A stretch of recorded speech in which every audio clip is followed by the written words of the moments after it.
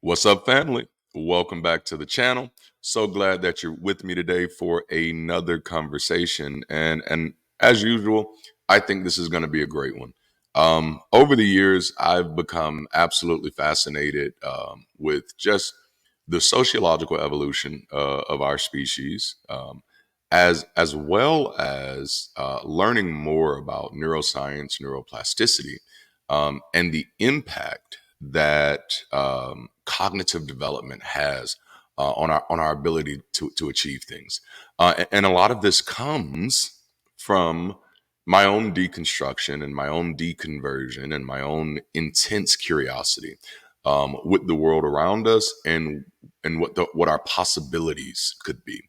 If there's any reason that I've become as anti-superstitious or as anti-superstition as I am, it is because I look and see both historically and in real time the very real implications of holding on to such outdated beliefs against the contextual backdrop of reality. And so today, that's what this conversation is going to be about. We're going to talk about the cognitive implications of sustained belief in an active God, not necessarily sustained belief in a God, but sustained belief in an active God. And we're going to be talking about this using a few neuroscientific perspectives. I've had a similar conversation like this before on the channel, and I felt like it was time to have another one. And we're going to take a little different direction this time. But if you haven't already, make sure to like the video, subscribe to the channel, hit that alert notification bell. Consider joining, supporting, liking this content, community, or channel in whatever way that makes sense for you.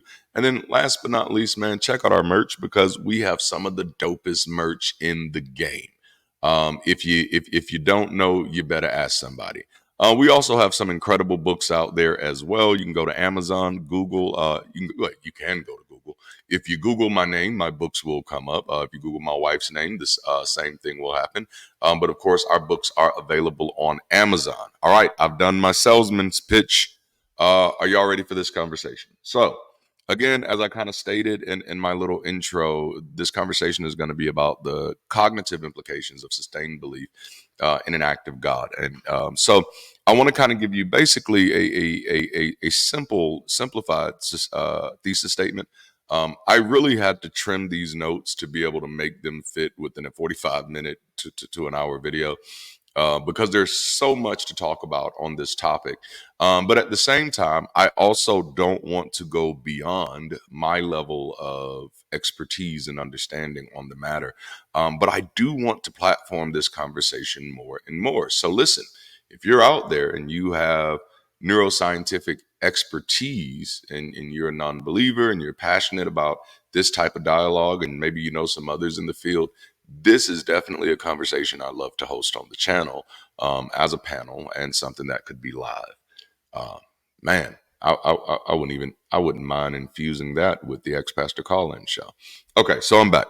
So let me give you this kind of redacted, if you will, this simplified thesis statement. Sustained belief in an active God who intervenes directly in one's life can impact cognitive development by influencing reasoning abilities, particularly cause and effect thinking. This effect is more pronounced in individuals adhering to fundamental or literal interpretations of religious texts, especially when these beliefs conflict with contemporary understandings of the world. This impact is significant on developing minds and is more prevalent in impoverished communities. However, I do want to call out that it is crucial to highlight that not all religious believers engage in persistent superstitious thinking. And that's what we're going to be dealing with today. So, I want to kind of give a semi definition of what a sustained belief in an active God is, or a persistent belief, sustained, persistent belief in an active God. It's a belief in a deity who actively influences daily events, responds to prayers, and intervenes in human affairs. Now, I have noticed that even like every church that I have served, every church that I have been a part of, there's always been people in the church who were more superstitious than others. And it's always seemed that the vast majority, just from my experience, right, that the vast majority of congregants, of members of the church, did not have a persistent belief or a sustained belief in an active God. It's a very interesting phenomenon. Many of them believed in God, and many of them were even sometimes willing to use the same language that others were using. But in most cases, by far and large, many of the other members were just living their everyday lives without any expectation of God intervening whatsoever. But then there's this other group that everything, God is the reason they turned left instead of turning right. And that's how they missed that accident. God told them what to eat this morning. This is that sustained belief. So this is a belief in a deity who actively influences daily events. This is the difference. This is the difference between just believing in a deity, almost like the deist God, a deity who created everything, set everything in order, and then kind of walked away. And it's also very different than the watchtower God, if you will. Couldn't find a better word there, but the God who sits high and looks low. You know, the God who is ultimately removed from humanity. You know, has no real daily interventions with humanity, which is kind of what you see in the New Testament. God does not. It's the acts of the apostles, not the acts of God. But so by far and large, most believers attach their I don't want to say most, but most of the believers that I've interacted with attach their superstitious ideologies about God to the pastor, you know. And so whatever limitations they already knew the pastor had, that was about as far as their faith was willing to go, you know. They'd come and ask the pastor to pray for them, and they do that because they weren't really praying at home, you know. But that's a whole nother conversation. But so this thing is talking about people who believe in God's daily active intervention in their life. This is the sustained belief in an active God that I'm talking about, and that I want to raise some flags about.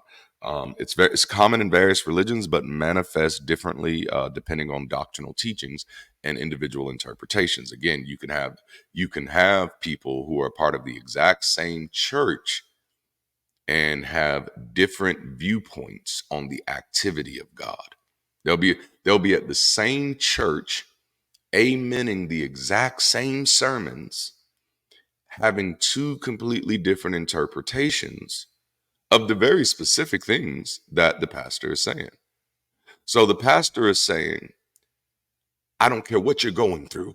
God is getting ready to work that thing out on your behalf. You ain't got to stress about it. You ain't got to pay nothing about it. God says, be still and know that I am God. Stand still and see the salvation of the Lord. You see, all of the pastor says that.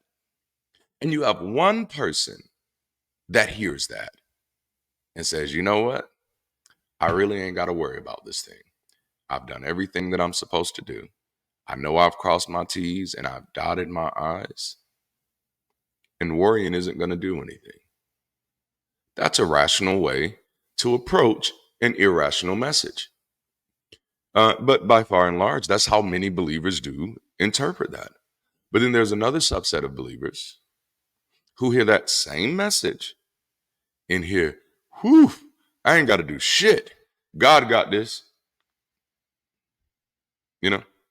And that's the type we're going to be dealing with, which is ultimately the type that I was pretty much raised around. And I was, and it's like, because of course, even just my early life, but then even growing up, growing up ministry, um, you start running into a lot of it. Because people are attracted to you as a pastor, so they just assume that you're just as superstitious as they are.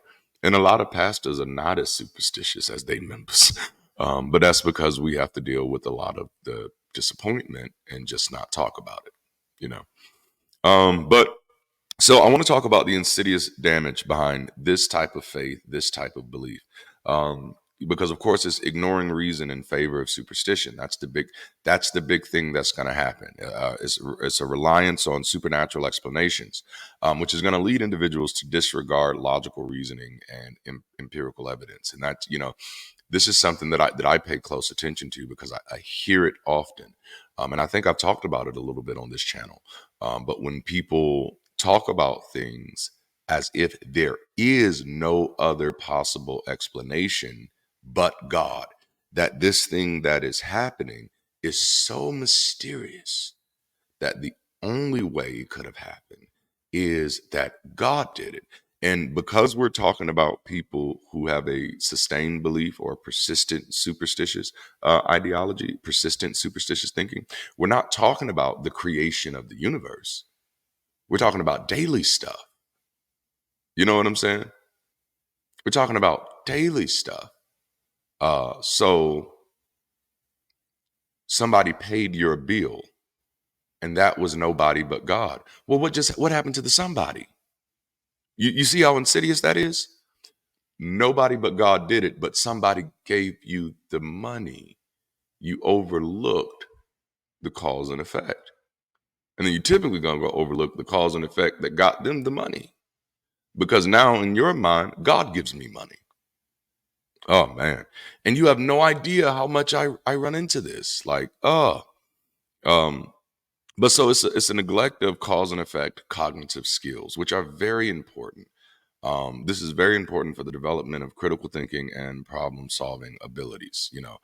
Being able to rightfully identify cause and effect. But if your posture, if your cognitive posture in life is I don't need to understand the cause and effect because it is God or it is the devil, then you've already got these pre-baked answers in, you know.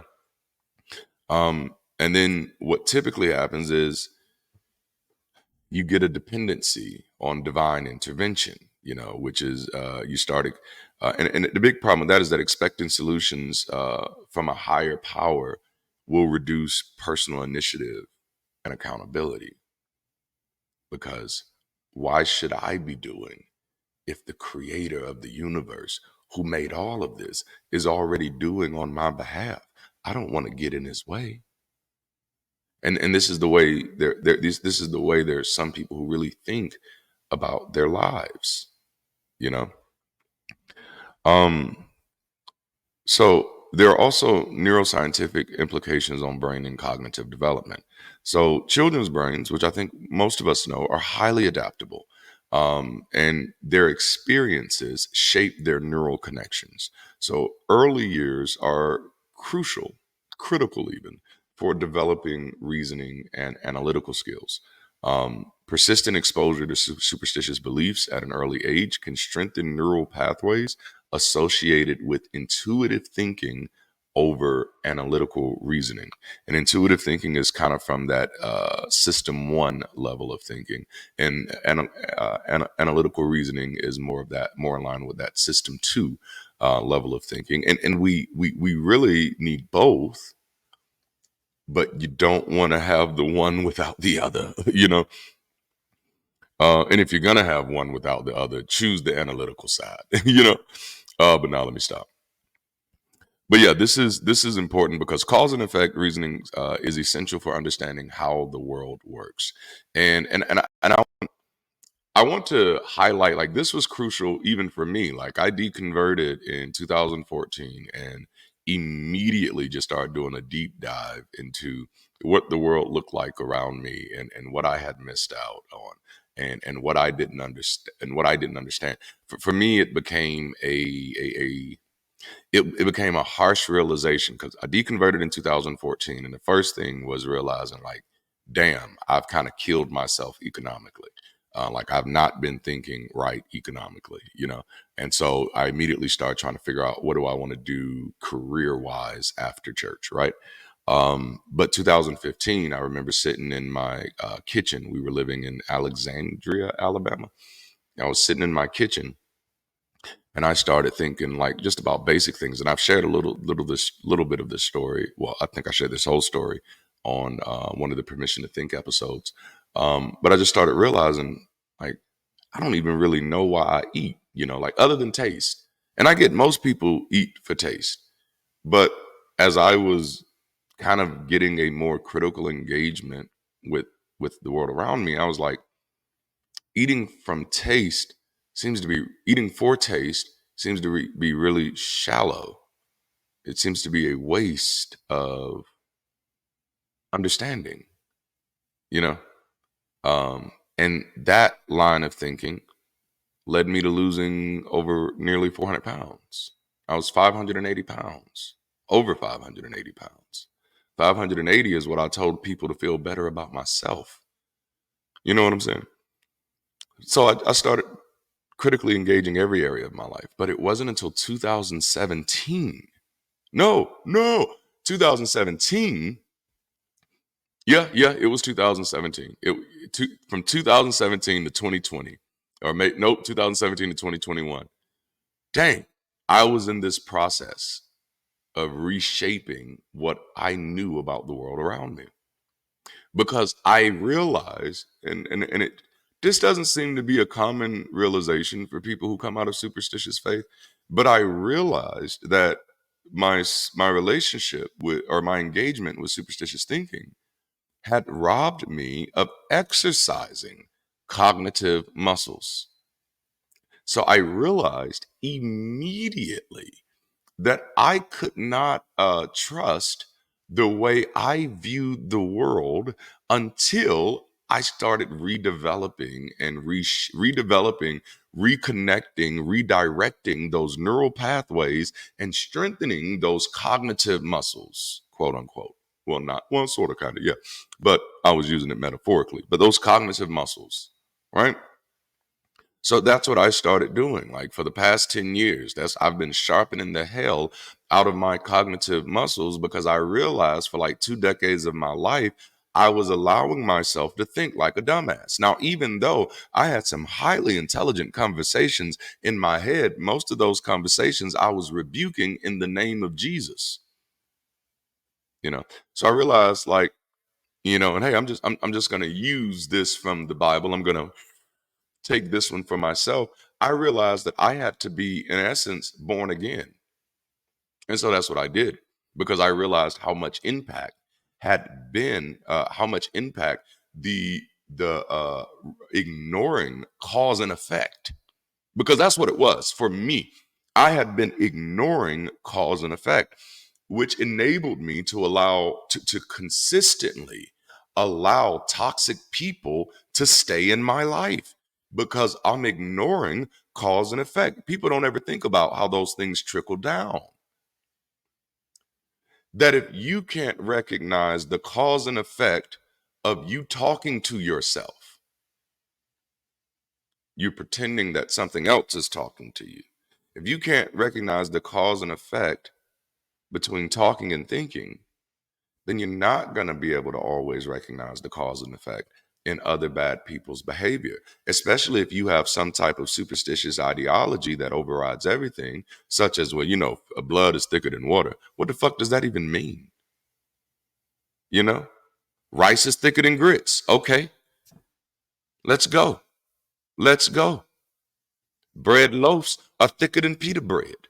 Pita bread is thicker than tortillas. We can do this all day. Like, so no, that shit doesn't mean anything.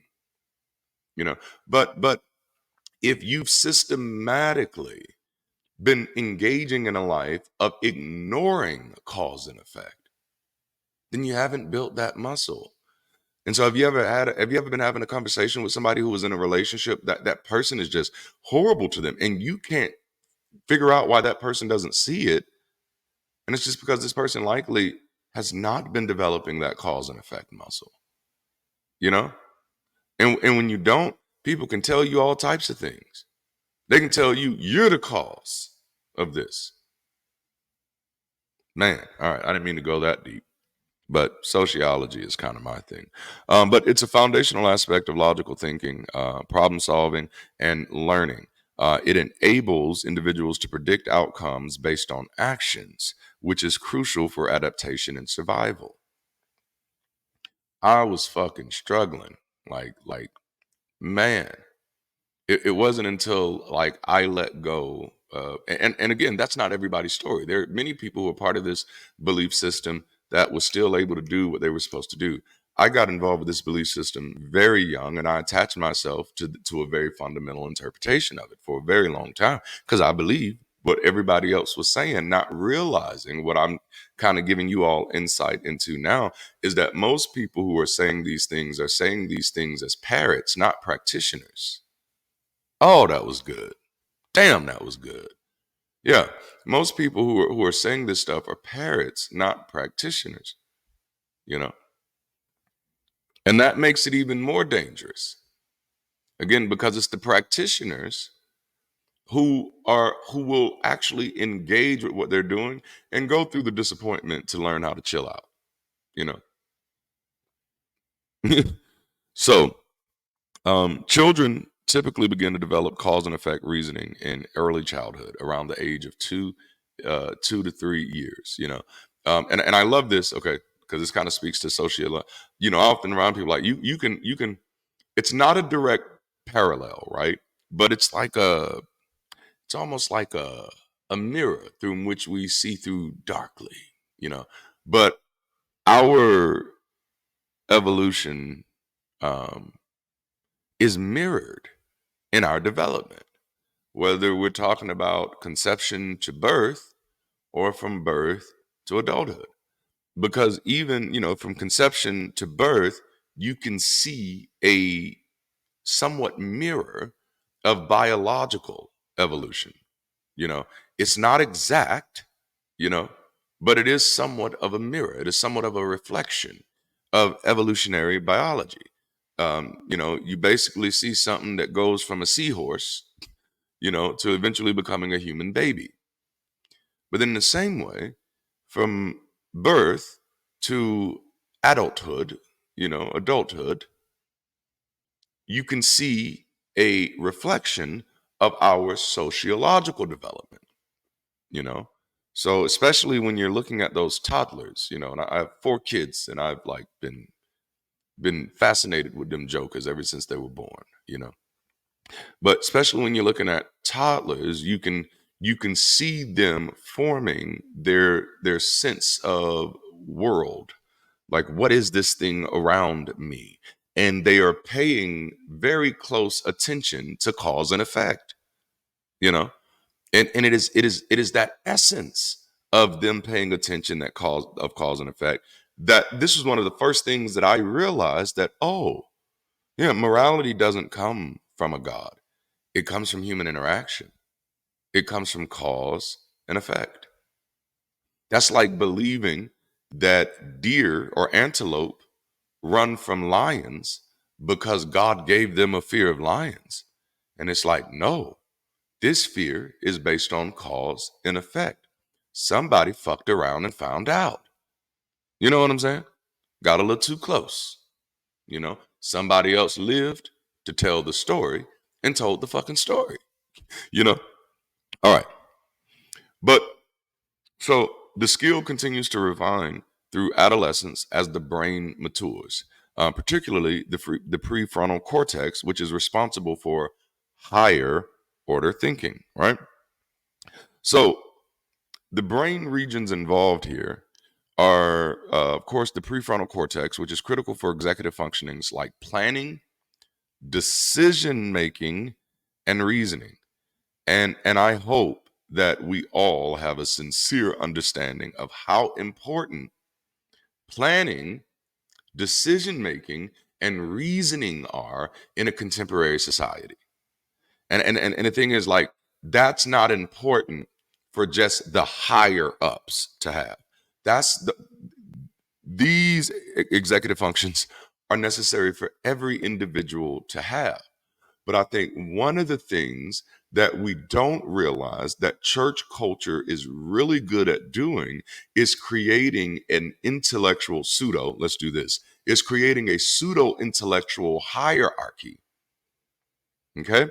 Where many of the people who are not actively involved in the ministry don't feel the need, oh man, to be cognitively developed or intellectually engaged, academically involved. That's not a need for them, because in most cases, and this is true for a lot of people, but I want you to consider how bad it is, how bad this type of ideology is for impoverished communities. But this is in these situations, most of the people and the members, they don't associate academia with learning. They associate academia with getting a job, which is this is how we have so many people who have degrees that didn't actually learn anything. You know, this is one of the reasons I am grateful, even though it was my engagement with Superstition that did it.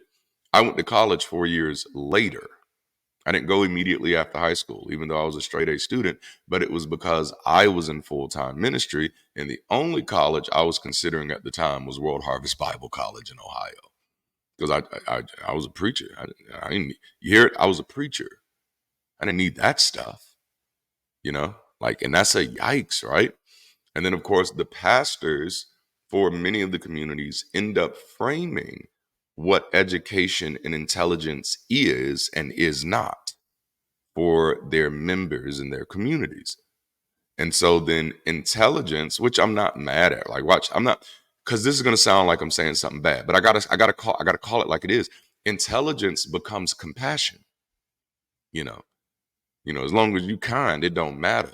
And it's like, oh, no, no, no, you can be kind and smart. That's a false dichotomy.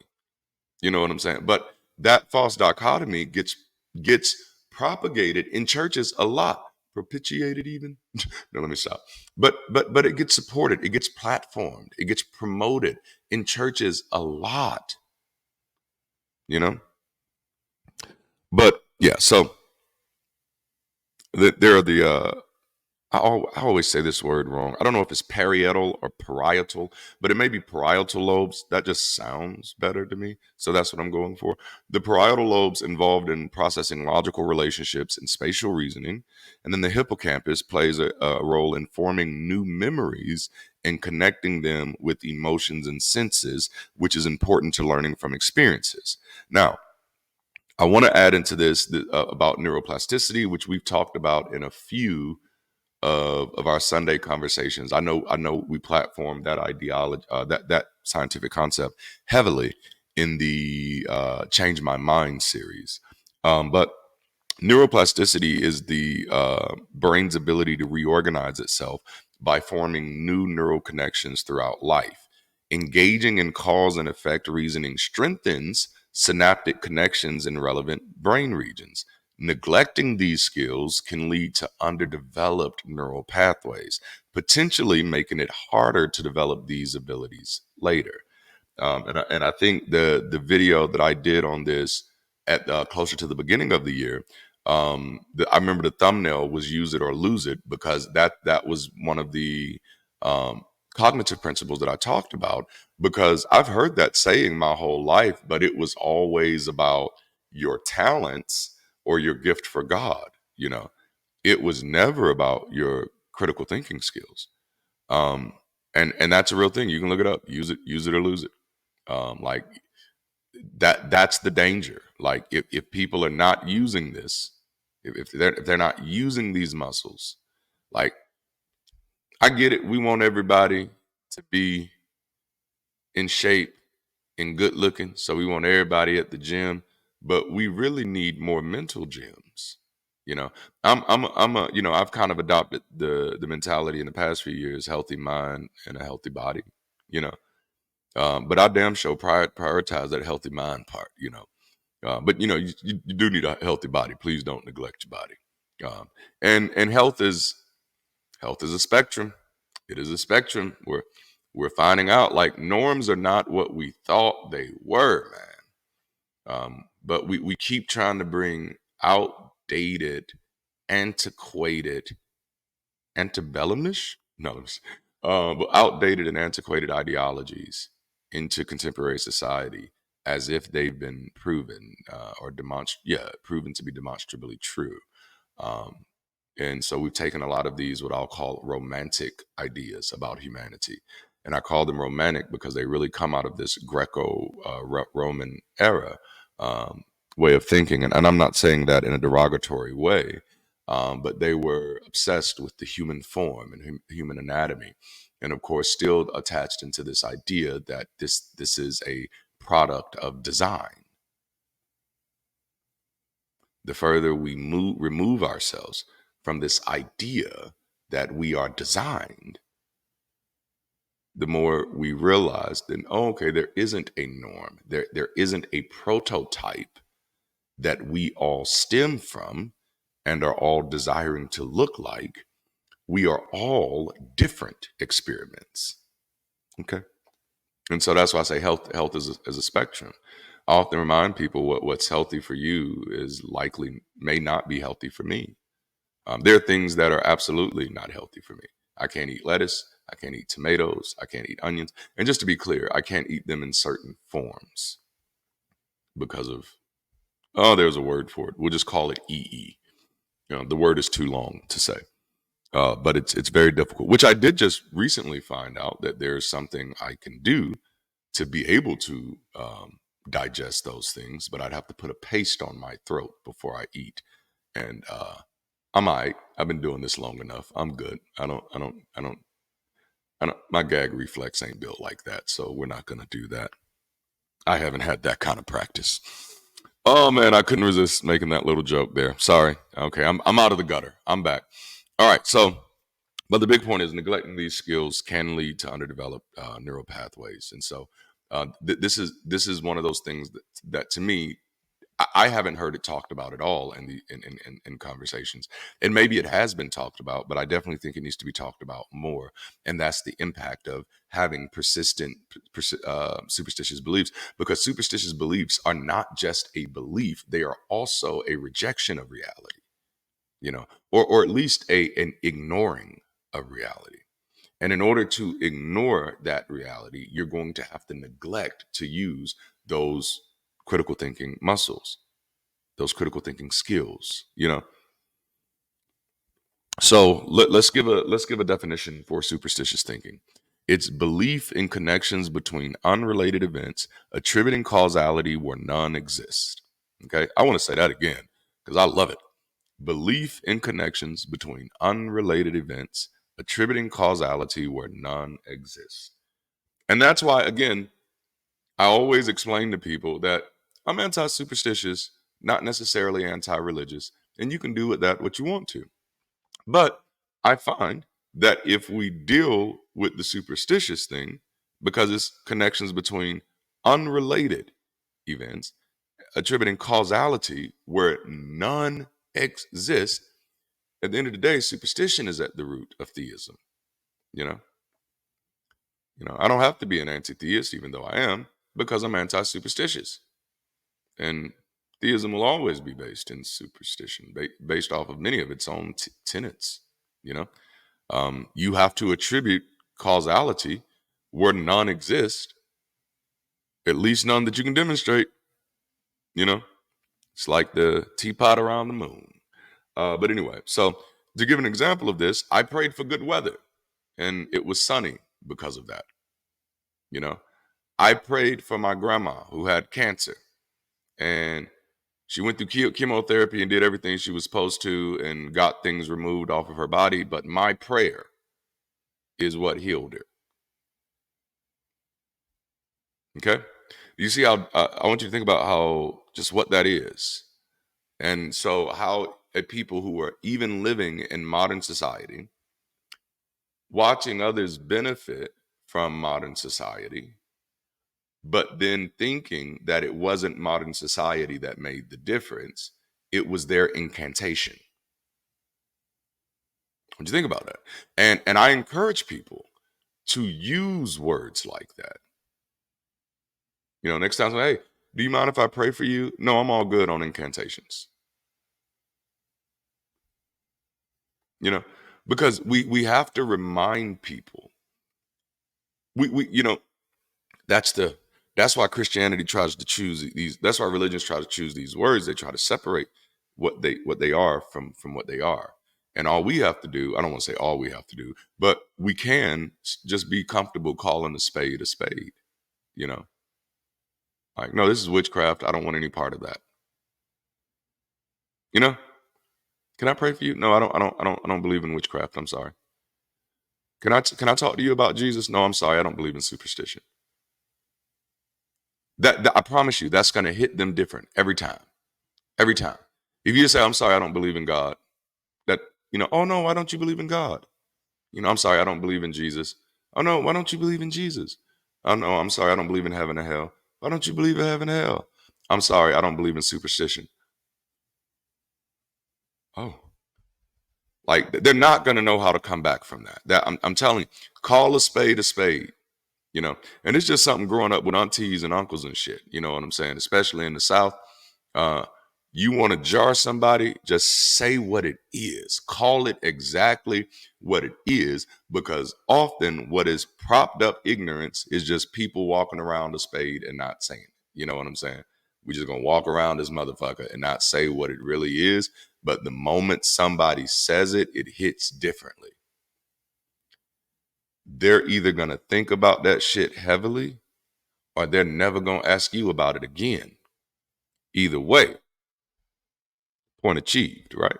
You know, power perceived is power achieved. That was substitute two, I think. But anyway, um, so you start. So you see where this goes, right? So superstitious thinking often relies on intuitive heuristic based processing, which is that system one thinking that I mentioned earlier, rather than analytical logical reasoning, which is that system two thinking. Over reliance on intuitive thinking can weaken the neural networks associated with analytical reasoning. And I want to highlight here, I'm not necessarily saying that intuitive thinking isn't healthy. I'm saying intuitive thinking on its own is not reliable. It is not a reliable way of thinking at all. It's gamblers use intuitive thinking in most cases, and it can get you there sometimes. But then you're dealing with the gambler's fallacy. But that's a whole another conversation. Um, so but the big issue is that over reliance on intuitive thinking can weaken the neural networks associated with analytical reasoning. And I want you to notice that I didn't say may weaken, I said can weaken. This is something that can happen, which means it likely is happening. It's weakening those neural networks associated with analytical reasoning. Now, I'm not saying this as a death sentence to be like, oh no, damn, if you've had 30 years in this bullshit, you're going to be dumb for the rest of your life. I am not saying anything of the like. I am saying that is the position that we are putting people in by allowing these beliefs to kind of persist unchecked, that people are growing up ignorant and not knowing it. And then there's nobody on the other side who even knows that this is what is going on. And we're just all standing out here saying, I don't get why these people don't think the right way they're supposed to think. And it's like the same reason you don't. It's because we've all been subject to the same type of shortcut, superstitious, propaganda based, fallacious thinking. We've all been subjected to it. And any one of us who are not aware of that are not going to be doing the work to undo that. So, no, it is not a death sentence, but it is our reality. It's how you get elections the way we got. I'm amazed that we just think all the dumb people voted one way. Oh no, man, that's the pot calling the kettle black. That's just me. This is an us issue. This is an us issue. So no, this is work that we have to do, not a death sentence. And thankfully, we know now about neuroplasticity. But it does mean if you're not aware of it, you're likely not gonna think that it's an issue because you're not even aware that it's an issue. So if you're not aware that it's an issue, what are you actually going to work on? You're going to be working around thinking. You're going to be walking around thinking that you are making decisions in the best way that you can. That's what I thought for 2 decades. I thought that I was making smart decisions. It was only until after I deconverted that I realized that I had never even wrestled with what smart was. It had either been defined for me by public education, which, oh shit, they shouldn't be defining nothing for nobody. Damn, it's bad. Or it was defined for me by the Bible, by my church culture. What is smart is God's ways, because his ways are higher than our ways. What the fuck does that mean? Like, I love poetry, but I still like to get to the point. And these words like this, like the point is often missed because what you're really just saying is just something exaggerative just to say something exaggerative, you know? But no, like, so the big point is no, this isn't a death sentence. This is something that we can all bounce back from. This is something that most humans, outside of any type of extreme implications, that most humans, we all have a similar type of brains that you can, once you realize it's a problem and accept that you've been impacted, you can start doing the work, which is why the people that I love the most and that I enjoy being around the most are the people who are more passionate about educating themselves than they are about educating others, at least in this side of things. And I'm not saying people shouldn't be passionate about educating others. I didn't say that, you know. Sometimes people hear words and they just hear whatever the fuck they want to say. But what happens when you are more passionate about educating others than you are about educating yourself, then your uneducated self is out there spreading misinformation. Just throwing that out there. This is one of the reasons I wish the secular community would like chill out from the meme culture. Because now we're just as responsible for spreading misinformation as anybody else. But it's because for somehow, like, we sit on this high horse thinking that we're somehow immune to it. Like, I don't. It's very interesting. Like, I think what I learned this year is that every 4 years I'm going to take a break from the secular community. I think that's what I learned this year because I don't like y'all around political times. I don't like who y'all become. I'm being so honest. This is no. It felt just like being back in church. I was like, I don't like this at all. I like to have mature conversations. I'm sorry. And anybody who said anything in my comments like that, that's what I remind them of. Like, you can take the sensationalism somewhere else. You can. But so studies using functional MRI have shown that superstitious or magical thinking activates different brain regions than logical reasoning. Superstitious beliefs can engage the amygdala and nucleus accumbens, which are involved in emotions and reward processing.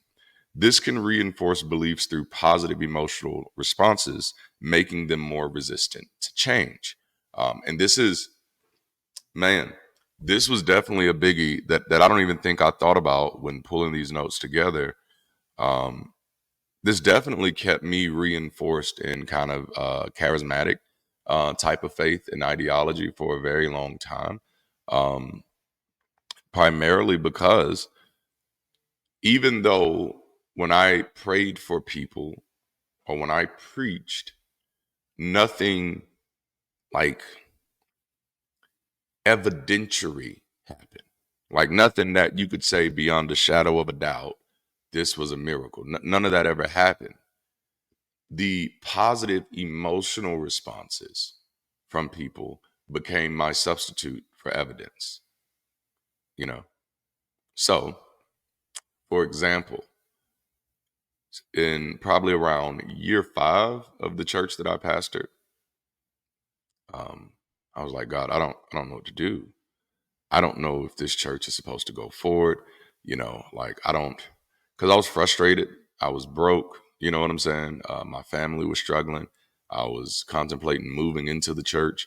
Like it was like, which I spent all my time at the church anyway. Um, but and to me, the people weren't really growing. And I started challenging myself to like, what does that even mean, growing? Um, which made me realize like there was no real target, and that's a whole nother other conversation. Um, but I was frustrated. I was a frustrated pastor, and I was thinking like, man, um, God, maybe I should just close the doors. You know, maybe this is it. And so then I go and I preach that Sunday morning, and service is amazing. You know, and in my mind, and that by service is amazing, I mean there is an overwhelming positive emotional response from the people. And in my mind, that was God's sign. That was God speaking to me. You see what I mean when I talk about that cause and effect reasoning? That was God speaking to me, even though God isn't speaking. That is God speaking to me that, yes, my son, I am pleased with you. You need to keep going forward. And that's how I would keep myself trapped in that loop, you know, in that cycle. And again, that service was amazing, and I'd completely overlook that maybe this service was amazing because you were emotionally raw. You know what I'm saying? Like, I don't know if there's anything like you're passionate about doing, but if you've ever had to do it when you're emotionally like vulnerable, it pulls out like beast mode. You know what I'm saying? Like, especially like if you're, I never realized I was competitive because I've never been like, I don't compete against other people. So I never thought I was competitive. I compete against myself. But that's not the word that I always used. I just thought I wasn't competitive, you know. And I realized like, oh damn, I kind of am, just in a different way. I prefer to collaborate with other folks, and I prefer to compete with myself. That's just, you know, yeah, yeah. I like to collaborate with others. No, I do have people that I do see as my competition, none in the secular community. But I do see churches as my competition from a marketing standpoint, not an enemy villain standpoint. But like, no, you're trying to reach people. I'm trying to reach people. You know what I'm saying? And I'd prefer that I reach those people before you do. Yeah, so in that sense, and it's like Burger King and McDonald's. You know, I was gonna say, but I'm Chick-fil-A, but it just doesn't work right, does it? All right. But so, dang it, got caught up a little bit. Sorry. So the consequences of neglecting cause and effect skills. Children who are not encouraged to question and explore cause and effects relationships may experience delays in developing critical skills.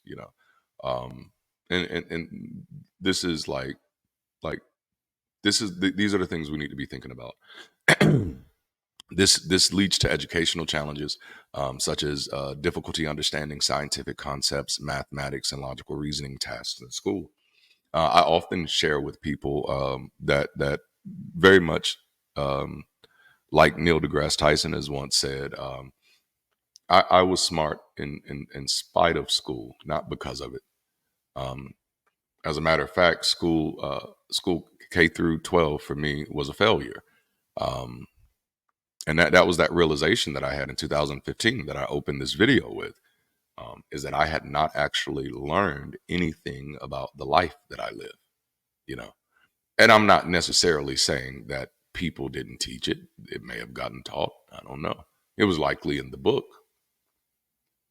But I realized that I had gone through, and mind you, I went to over 20 different schools. So people can say what they want to say about the one school they went to. I went to 20 of them motherfuckers. I have a better sample size than you do. Um, and so, um, but I went through all of those years making straight A's for the most part and not really understanding the concepts. My entire career with primary education, primary and secondary education, I was operating off of intuitive thinking. And I used to tell people that all the time because that's how it was for me with math. Like, I couldn't figure out for the life of me what this teacher was doing and how that was getting to the number. And so, back in those days, they used to force you to show your work. And so I just make stuff up because I actually didn't know. I could intuitively get the right answer enough times to get a high C, a B, or an A. But I didn't understand the mechanics. I didn't understand the logistics behind it. That nothing had really been done to, in my opinion, to make that make sense to this little African American boy. You know, because honestly, they thought, and this is why I don't speak too highly of the education system. They thought the best, as long as we put it in a song, then they know it, and so everything became about memorization, and so you could memorize certain things. But it's like now, like I've pushed myself to get a more intimate understanding of things, um, because I want to understand. I want to know. You know, there was no real stoking of curiosity. So yes, I was one of those people who had a difficulty understanding scientific concepts, mathematics, and logical reasoning tasks in school. And it took me years to finally realize that, okay, these people don't know what the fuck they're doing. They just got a degree to get a job. And many of them, not all of them, I know some of you got family members who are teachers, but let's be real. Everybody got family members who are something. So stop saying that bullshit. Don't mean shit. People got family members who are serial killers. That don't mean shit. Stop that. But that's what I mean. Like, most people are so hard coded into fallacious, superstitious thinking that they don't challenge themselves even when they say the stupidest shit. So, and I'm saying because I've expressed my opinions on the public education system before, and someone says, "Well, my mama is a teacher." What the fuck did that mean? You didn't say your mama's a good teacher. You know what I'm saying? You know, there are so many biases attached to that one statement alone. Like, damn, no. You saying your mother is a teacher is not equivalent with you saying that your mother actually educated folk. You know? And before anybody wants to praise the public education system, I remind you of the recent election. Fuck with me if you want to. Shit. I'm talking like my grandma now. All right. And then, of course, cause struggling with problem solving tasks that require understanding how different variables interact. And this is one of the reasons why this is one of the things, like, and a lot of the work that I do that's more community focused, is more conversation based. And I'm talking locally here because it's trying to help people that I care about learn how to think. And that is hard work, you know, because we don't realize how long lasting and far reaching this stuff is. But when people don't understand how different variables interact, because they don't understand cause and effect, they treat life happening as life happening to them instead of realizing that some of this stuff is consequences. Some of this, you know what I'm saying? Some of this stuff is circumstantial, some of this stuff is consequential, you know? Um, and, yes, there are a lot of things wrong with this world, but there has never been a time where there's not been a lot of things wrong with this world. So please stop listening to people who are telling you, well, the world just needs to be better. It doesn't get better if people don't get better. So we make it better, you know? And we make it better by realizing all of the variables that go into play into creating what we're dealing with. And we can't just pick one hot button thing at a time. We need to be talking about all of these things and mobilizing and organizing our organizations to create real far reaching solutions instead of these knee jerk reactions. Because honestly, that is what I'm seeing a lot of from the secular community. I'm seeing more reactions than solutions, you know? That's to all of us. That's to all of us. This also goes to impaired executive functioning without strong cause and effect reasoning. Planning future actions based on potential outcomes becomes challenging. So, what I had to hear over and over again, Pastor, I really thought that was going to work. Well, hell, I said it over and over again. I really thought this was going to work. I really thought if I wrote this $1,500 check to this pastor in Ohio, that God was going to say, okay, that's all I needed you to do. Now your church is going to grow. Without strong cause and effect reasoning, planning future actions based on potential outcomes becomes challenging. Somebody thought they were going to get married to this dude who was still sleeping with everybody else, but because God had revealed to them that this was their husband, without strong cause and effect reasoning, planning future actions based on potential outcomes becomes challenging. You get a difficulty adapting to new information or changing perspectives when faced with contradictory evidence because you haven't worked that muscle to wrestle with contradictions. The muscles the neural pathways you've built are to ignore contradictions. And this is why, again, by far and large, presenting evidence is not always the most helpful to get someone to deconvert or the most helpful to get someone to critical think. They first have to be open to be critical thinkers before they'd be willing to consider the evidence. You know, because you don't get there. Like it wasn't evidence that got you there, so it's not evidence that's going to lead you from there. I used to say it this way, and I don't attach myself to this ideology anymore, but I think it may serve wax appropriate for this, and that is you got to break the spell in the language that the spell was spoken in. You know, the spell wasn't spoken in the language of evidence. You know what I'm saying? And so, like a lot of times when conversing with believers, it's a language barrier. You know, this is why I'm gonna use a no true Scotsman fallacy. But this is why true believers don't come in my comments because the true believers recognize my language and they know they're the true believers are the ones out there thinking like, "Ooh, dang."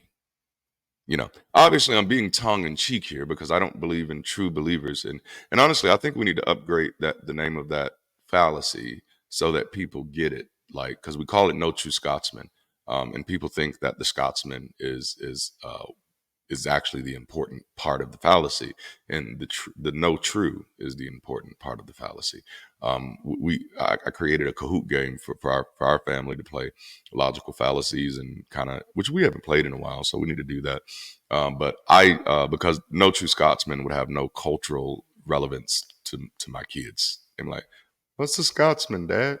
You know, so I changed it to no real man because that's a real saying in my community, and I'm sure it's a saying in a lot of communities, but it gets said a lot in my no real man. You know what I'm saying? No real man. You know, and so that's a no true Scotsman fallacy. You know, no real man, no real Christian. You know, no real anything, no true anything. So it's just like we should probably update that fallacy to no real person.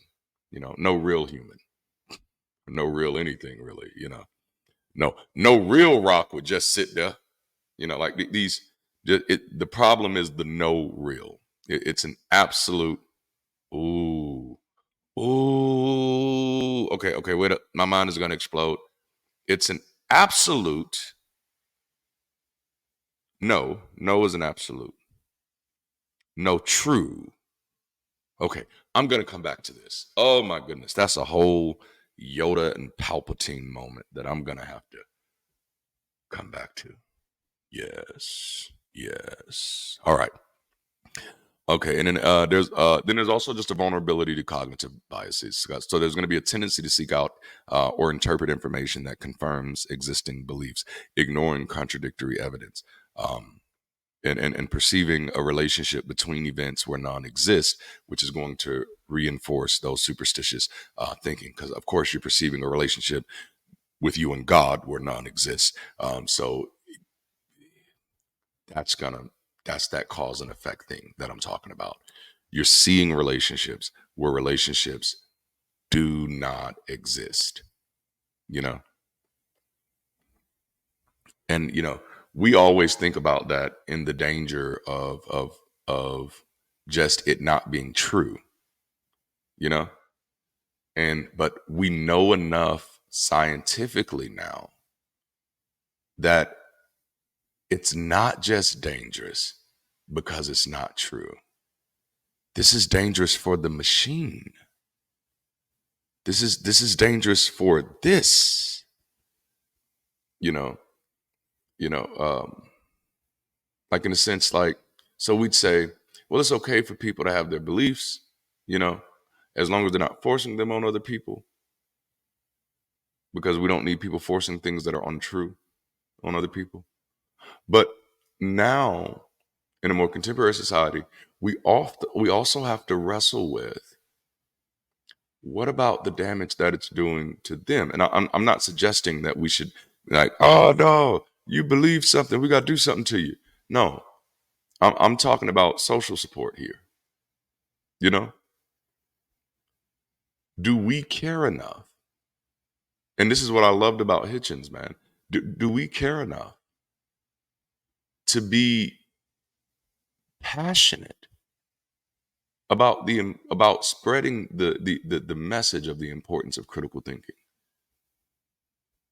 You know, because I don't like using the word damage when it comes to neural stuff.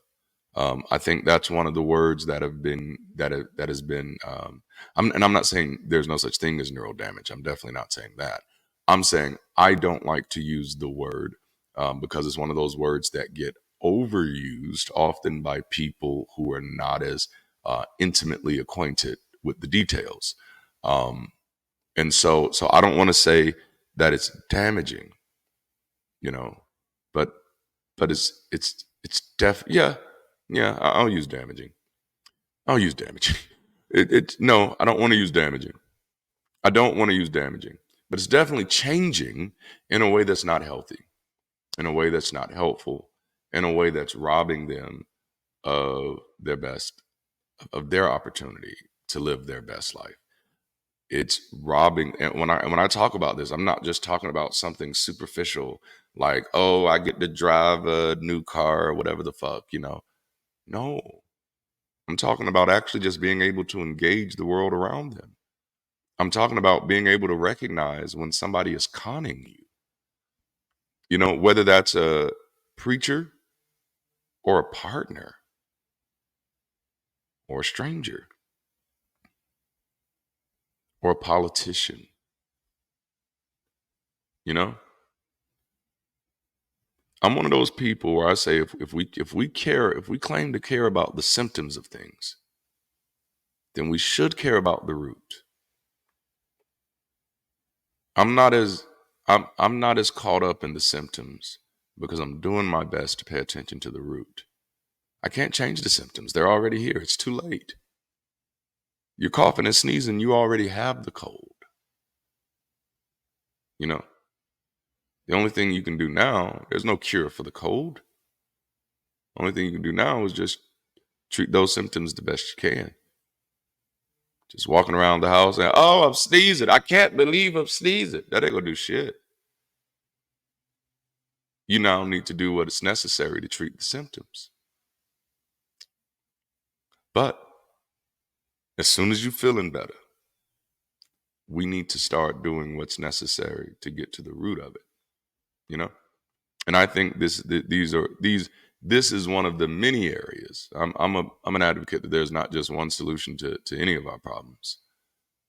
We have a lot of solutions we need in place, but this is one of the many or at least this is the reason why we need these type of solutions. This is one of the reasons we do our Sunday sessions though, because well, I'll talk about it little later because I gotta rush through this. Um, let's talk through some psychological implications. Believing that outcomes are controlled by external forces, whether that be God or fate, rather than one's own actions. That's again that's that disconnection from cause and effect. This reduced personal agency and initiative, as individuals may feel that they have little control over their circumstances. And I want you to understand, like this is what I keep highlighting.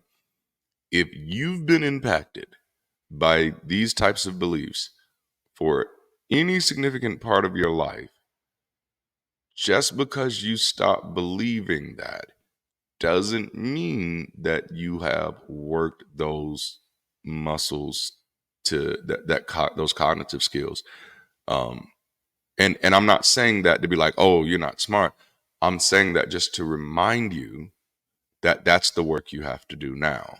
It's like, no, if I've spent 20 years like fully engaged with this type of persistent superstitious thinking. Now, if you wasn't a persistent superstitious thinker, may not be an issue for you. But if you were a persistent superstitious thinker, you're going to have to consider now that your agency and your initiative may still be impacted from those underdeveloped neural pathways. They may still be impacted by those weakened muscles in the analytical system 2 level of thinking. And so you're going to want to intentionally invest some work in that area. And my Sunday sessions, we do that type of stuff. But there's going to be a higher susceptibility to anxiety and depression due to perceived lack of control. Now, what I'm about to say is not meant to be construed as mental health advice, but I struggled with anxiety and depression for the majority of my life. Even a few years after I deconstructed, I'd say maybe all the way up until 2017, 2018. But while I was doing the work to kind of redeem my time, if I can say that, I don't want to say I healed myself. And that's why I say I don't mean this to be mental health advice. But I did find a sense of peace. And that's just not a struggle for me anymore. Man. So, yeah. There's also learned helplessness. And again, and I'm highlighting these things as well because, or at least I'm highlighting this aspect of the idea of even after deconversion, these are still things we need to work on, because I do see so much of this still on the side of the secular community. There's this arrogance where it's just like, oh, I don't believe in God, so I am a scientist now. And it's just like, oh no, that's not how that works. It's not.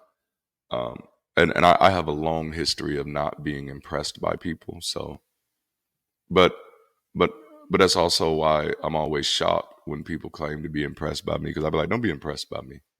Don't be impressed by anybody. We all people. I'm only me because of other people. You know, that's it. I'm not impressive. Don't be impressed. um, but it can lead to learned helplessness, and that's a state where individuals feel powerless to change their situation, leading to passive acceptance of circumstances. I want to go back. I am impressive. No, I make impressions everywhere I go. Hallelujah.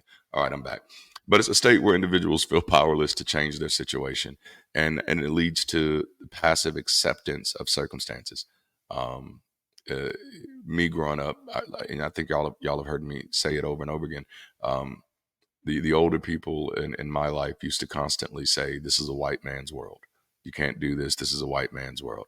Um, Now, while that is not an overtly Christian belief, it was a Christian belief for many Black communities, um, and it's obviously a superstitious belief. But not that was when I was growing up. I was born in the '80s. That's when I was growing up. In 2017, I temporarily decided to pastor an older traditional church, even while being an atheist. Um, and the deacons of that church said those same words to me in 2017. That's the belief that they had, you know. And so what that type of belief, and that's one example of many, but that's a passive acceptance of circumstances. It is what it is, you know.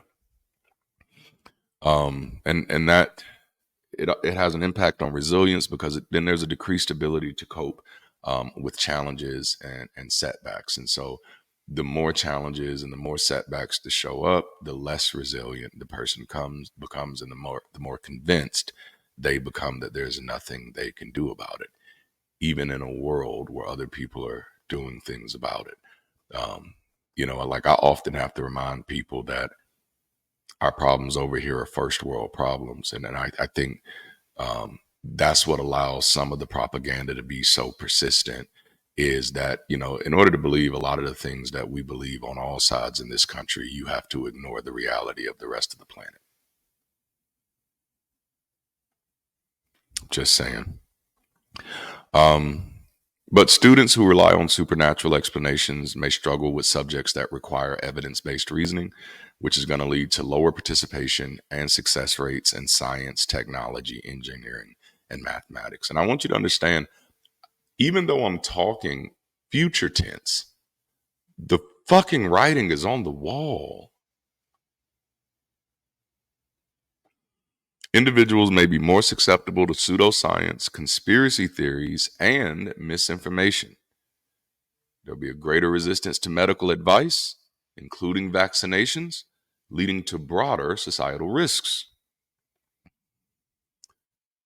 Long-term cognitive decline, which is what my initial video on this subject was about, is also a major factor to be considered here. Neural pathways that are not regularly activated may weaken over time. Engaging in complex reasoning builds cognitive reserve, which can protect against cognitive decline in aging. All right. So engaging in complex reasoning builds cognitive reserve, which can protect against cognitive decline in aging. Isn't that something you would have wanted to know as a child? Maybe not, but as soon as you start thinking about getting old, I'm sure. Okay, yeah, because I want all my mental faculties.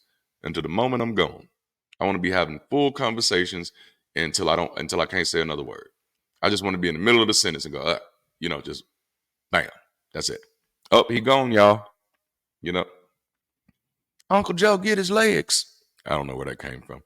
But neglecting cause and effect reasoning reduces cognitive reserve, potentially increasing the risk of dementia and other cognitive impairments in later life.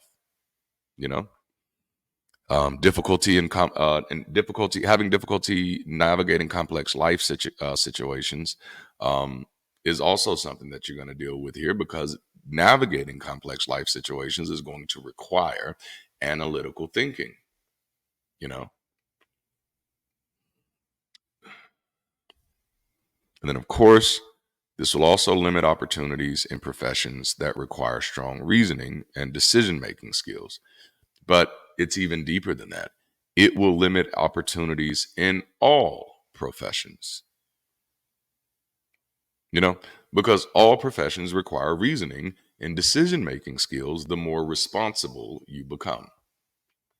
See, most people say the more higher up you become, and I don't like that, because then people who get promoted higher up don't tend to take on the responsibility that they're supposed to, which I don't like thinking in terms of higher up anyway. I don't I get why we've used the pyramid, and there's some very valid reasons for doing so. But I'd prefer to use a spherical model, a model of circles and spheres. And it's not, I'll talk about that later. That's a leadership thing for me. Leadership is another one of my passions. So, but There has been some case study and research findings on this, and these are not necessarily 100% new, which means this is stuff we've known for a while. Um, there was a study on supernatural beliefs and cognitive function done by Lindemann and folks in 2011, and it found that individuals with strong supernatural beliefs performed worse on tasks requiring analytical thinking. You know, and so we need to think about that. And again, what we're talking about here is people who have persistent or people who engage in persistent superstitious thinking. Again, I highlighted at the beginning of this video for anybody who tries to come at me. I highlighted at the beginning of this video that there are people who are religious believers who do not have a persistent view of God's activity and engagement in their daily lives. You know, but for those who do, we found that those individuals typically perform worse on tasks requiring analytical thinking. And now I want you to think about how many tasks actually require analytical thinking. It's a lot more than you think. Parenting requires analytical thinking. So when you're dealing with so many broken children, I want you to consider how many of them likely grew up in superstitious household with parents who were unwilling to be analytical in their engagement with their young ones, unwilling to actually think about things logically in deference to what the scriptures say, or to what Big Mama said, or to what we've always done, or to children better stay in their place. All right. There was also research done on children's understanding of causality, and this was done by Woolley and Cox in 2007. Research indicated that children exposed to magical explanations had delayed understanding of natural causality. This emphasized the importance of encouraging exploration and questioning in early childhood education. But then there was also a study done by Diamond and Lee in 2011 on the impact of education and on cognitive development. Educational programs that focus on developing executive functions, including cause and effect reason, lead to improved academic performance and cognitive abilities. And we've got to shift our conversations around improved academic performance from better job options to a better understanding of the world. Okay? Because like that was, you want to know my number one gripe with public education? That's it right there. Its whole goal was to create workers and to make sure that you were ready to work without making sure that you understood the world that you were in, because 9 times out of 10 you were being taught by somebody who did not understand the world that they were in, because they were still locked into this ideology, even though they were seeing the world change, that the world doesn't change. And so there are so many educators that fucked up students by preparing them for a world that no longer existed, which is why I said earlier, it is more important that you be passionate. It is important that you be more passionate about educating yourself than educating others, so that when you're educating others, you are educating others on current information. I'll let you boy. All right, now. All right. Because I mean, if you're not educating yourself, you're educating folks on what you learned 50 years ago. Don't make no damn sense. Don't do that shit. We don't have to live with that illusion anymore. You know? Like time is immemorial and everything stays the same. Ain't nothing ever stayed the same. In order to believe that, you had to believe that the earth was only 6,000 years old and that everything started with Adam and Eve and they was already talking, walking, and all that bullshit. You know what I'm saying? Like, no, you have to write out like over 100 and like, damn, over 200,000 years of human history. No, we've been changing the whole damn time. Change is a constant. you know? And that's what I noticed about the public education system. It's too static. We need dynamic education, not static. You got a curriculum that doesn't change in 50 years? What the fuck is wrong with you? Yeah. Mm-hmm. Mm-hmm. Well, I mean, just the fact that we still vote, in mail ballots and shit, that's a whole nother other situation. All right. And I'm sure somebody's going to give me the reason, but yeah. All right. So I want to talk about the influence of socio-economic factors while I'm wrapping up. This has went long. Impoverished communities often have fewer resources to promote critical thinking skills.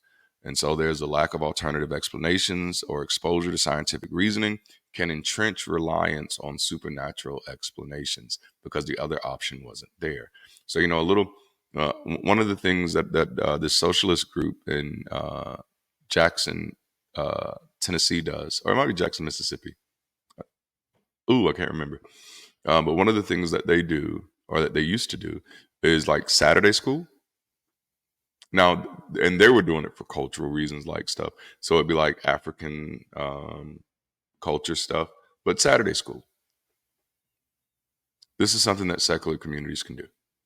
You know, and you can teach critical engagement classes, and you can use the old Pizza Hut strategy. Where what was it? The reading accelerated readers program. You know, you host a program that's fun on Saturdays for kids and market it towards parents who are looking for something for their kids to do. You don't have to put any label of atheism on it at all. It's just a thinking camp for kids. Saturday school, where kids are going to learn about all types of fun things, personal development, critical thinking skills, science, and all of that. And have fun teaching them logical thinking, critical skills, teaching them about biases, teaching them about logical fallacies. Give them some pizza, some ice cream. It really doesn't take much. Like, so much of the stuff that's not being done simply isn't being done because nobody's doing it. You know, everybody's trying to tackle all of these high and lofty problems. And I'm like, I don't know if you've ever studied a movement before. It's just like everybody just kind of like has a dream and has an idea and just starts talking about it. And I'm like, well, you have a whole history that you can learn from, which is why, like, sometimes people are like, well, I just don't know where to start. Well, you can start with research. That's typically the first phase. And then if you start with research, you will actually find your starting point. Unless what you're trying to do is something that has never, ever been done in the history of all humanity. And in most cases, nobody's trying to do something that's never, ever been done in the history of all humanity. Well, there are a few people. I am one of those people trying to do some things that have never been done. I am. But I'm ambitious. Okay. So superstitious beliefs may be deeply ingrained in the community, making alternative perspectives socially challenging to adopt. Um, I want to hit some potential interventions and strategies, and I'm going to go through this really quick. Um, Promote curiosity and questioning in educational settings. Use hands-on experiments to demonstrate cause and effect relationships. Which, if you know that you don't control the public education system, and let's not kid ourselves, you didn't control it before this new administration is coming in either. So that's something that's I got gripes with that. So this is why it's important you can do community stuff. You can host after school programs. You don't even have to rent a building. Most cases, you can just use your local library. Most time you can go to your local community rec center and say, I want to do something for the youth. Can I host something here? And most times they'll let you do it for free. Again, the things that are not happening because we're not doing them. And so then, of course, we can create programs designed to enhance executive functionings and teach individuals how to evaluate sources of information critically. All information, not just religious information, because it seems like, man, we're good on the secular side of noticing fallacies in religious bullshit, but not so good in other areas, you know? And so, and so There is a way for some people to balance their faith with reason, and we've seen that. And perhaps there is some opportunity to build more conversation with those people, to learn about them, to learn, like, how is it that you're able not to go down that slippery slope when these others are not? Because maybe there's something in that that could at least bring them to somewhere that's a little more safe for them. And the biggest concerns that I have here, I already know the damage that they could do to others. My concern is the damage that they're doing to their own life experience. That's my concern in this video. I'm also concerned about the damage they can do to others. But my concern in this video is about the damage they can do to their own life experience. So, neglecting cause and effect reasoning skills due to reliance on superstitious thinking and belief in an active intervening deity can have significant impacts on cognitive development and functioning. This neglect can hinder the development of critical thinking, problem solving abilities, and adaptability, which are essential skills in navigating the complexities of a modern world. The consequences are particularly pronounced in developing minds and can contribute to educational and socioeconomic disparities. Addressing these challenges requires a nuanced approach that considers the cultural importance of faiths, but promoting educational strategies that integrate critical thinking with the context of an evolving world. And by doing this, it's possible to enhance cognitive development and accelerate our drive toward a more progressive society. But the goal has to be, we have to shift from being those people who said, no, as long as they're in their corner, I don't care, to say, well, no, like, I don't want them to miss out on this. I can't force them not to miss out on this, but I don't want them to miss out on this.